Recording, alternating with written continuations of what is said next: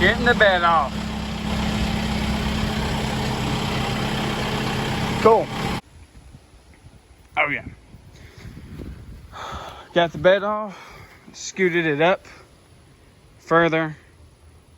Came with the tractor back behind here. Got the bed, came out there, scooted it back. So, yeah. No engine, no transmission, no cab, no bumpers, no bed. This is just straight chassis. Very interesting under here. Very shlong chassis. Don't look at that. It's fine. It's fine. Don't look at that. So it's not even that bad either way. Anyway,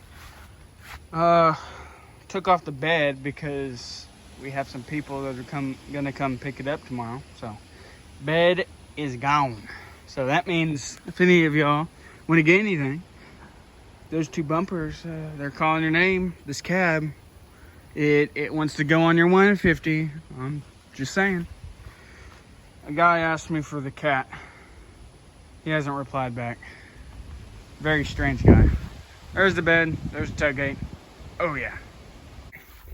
We're back again. The bed is gone, along with the rear bumper. Front bumper's still here, but 2 for 1.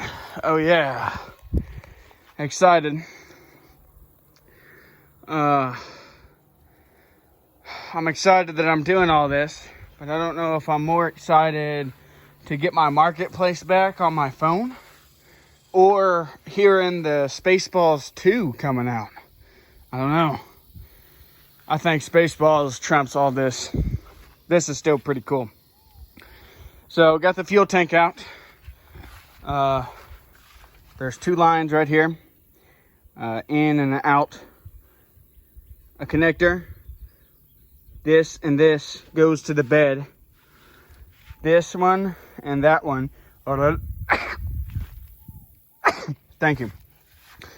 Are these two? They're connected. I'm pretty sure they're vents of some type. So I couldn't use the purple ones. I had to use this one to get those connectors off. You got to slide it in there and then push this, push towards it and then push away from it to get that connection done. I'm going to bag those. Actually, I don't care for the fuel lines. I'll still bag them for right meow. So, got the fuel tank, fixing to go set this in the shade somewhere where the sun doesn't touch it anywhere, or even inside a building or so. Either way. Exhaust. Exhaust is my next thing. This is the cap. I'm going to cut right here. And I'm going to cut these 2 right here and then that off right there. Or maybe just these 2 and that one. Either way, exhaust is getting cut. Oh yeah.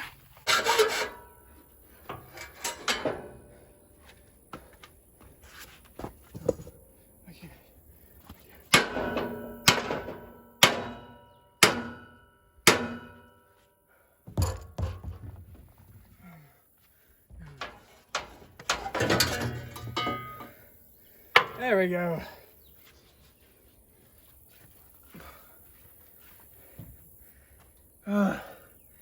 Look at me. I should have used a Sawzall. But look at this. I'm following the trend. I'm following the trend that everybody's doing. I'm following the trend that everybody's doing. Cutting off your own pipes. Look at me. I'm one of the cool kids now. No. Never mind. Well, no, I'm not. Whew. All right, well, next. All right, just got the exhaust done. I'm gonna take it out, put up the tank, bag the lines, and that's gonna be it for today. I'll come back and do some more, finish the video. So I used the hacksaw for all 3 of them. All 3 spots I needed to cut. That one's pretty straight with the hacksaw.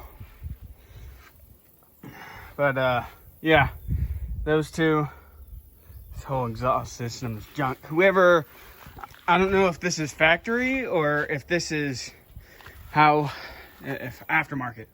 But there's two end pipes. One that goes on the normal side, which angles straight back instead of out like this. And this one is what gets me.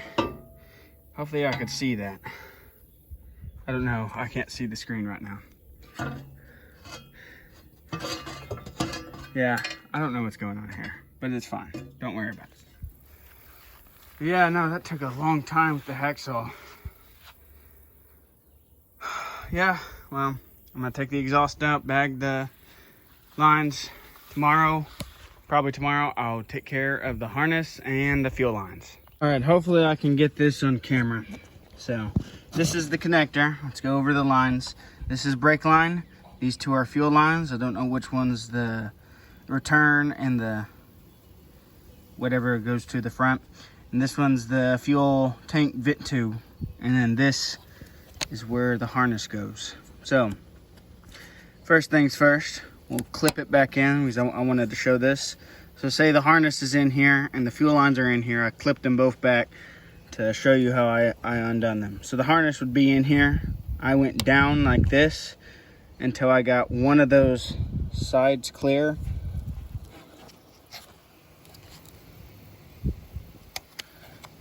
It's probably not how you're supposed to do it, like that. And then pulled at an angle and then got all of them out. And then for this one, I actually got a cat claw, like you can see with my finger in the way. Cat claw. It's gonna be upside down for a little bit. Hopefully this phone doesn't flip around. Got right up on the vent pipe and then lifted up basically until it popped out of place. And I did that. There's 1, 2, 3. I did it all along the frame. Let me get this lines off. Let me get these lines off, and then I'll make the next video. All right, so let's start with lines are gone. I'm gonna, at this point, there's nothing really else I could do besides take the power steering gearbox out. The projects that are going on, I cannot take apart the chassis right away right now, but I can at least get that steering box off. So I am at the final stopping point before I decide what else I'm gonna do. So got the lines off, enough yapping. Got the lines and harnesses off. The long harness, we'll look at that. It goes all the way back here. There's a ground, oh yeah, right under there. It's that bolt right there. And that's for the lights and the trailer brakes or trailer whatever, the 7-point and the 4-point. This one goes to the axle or the differential. So this is the line with a big harness, and then the small harness is the transmission harness that went around the transmission. I kind of flopped it over. So we go up the line. This is where the fuel whatever goes. That ground that I was talking about is right there. Transmission line. Transmission line's pretty big actually.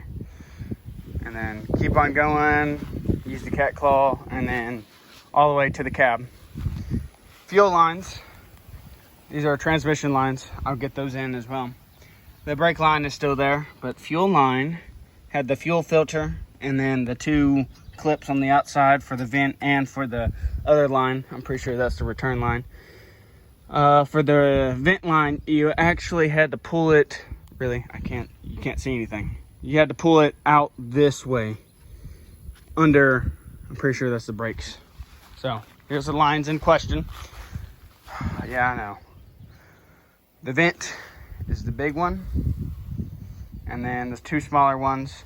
One's blue, one's gray. I don't know which is which. Goes all the way down the chassis. There's the fuel filter. If I can get out of the way, look at me being monkey over here. And then the vent tube. That vent goes, I don't know where this goes up to, but I've removed it, so I do. Probably have it in pictures. The 2 lines and then the other vent. That might not even be a vent, might be something else. But that's what I've been calling it the whole time. And then this goes to the back of the engine, right on top of the transmission. So, dang. So as of right now, I got all that off. I'm gonna try and get this cab mount off. I got all the other cab mounts off, except for the front. We'll have to get those and remove the hooks from the front. But after that, I'm gonna do the power steering box, get that out of the weather, and I guess finish the cab mounts. And then that's gonna be it for a little while. So I'll make a video out of all this with the power steering and I guess this mount, because I have to take these things off. That's what I was talking about. Yeah, that'll be fun. And then after that, that's it for now, for meow. All right, I'm gonna make a little segment meow and then a little segment after. So I want to get as much as the uninstalling and installing process as possible, but it's going to be very difficult since I'm doing all this on the phone. Either way, here we go. So the power steering is mounted with 3 bolts. We'll get to that. And then the steering linkage that it goes to, that it connects, the steering bar itself is held on with 1 castle nut. This is a castle nut, by the way. And then a Jimmy Carter pin.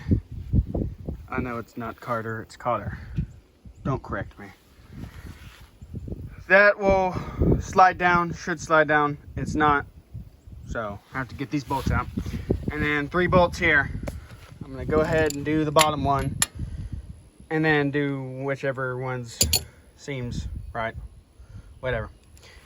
And then I'll make a little segment after, and then that'll conclude this video.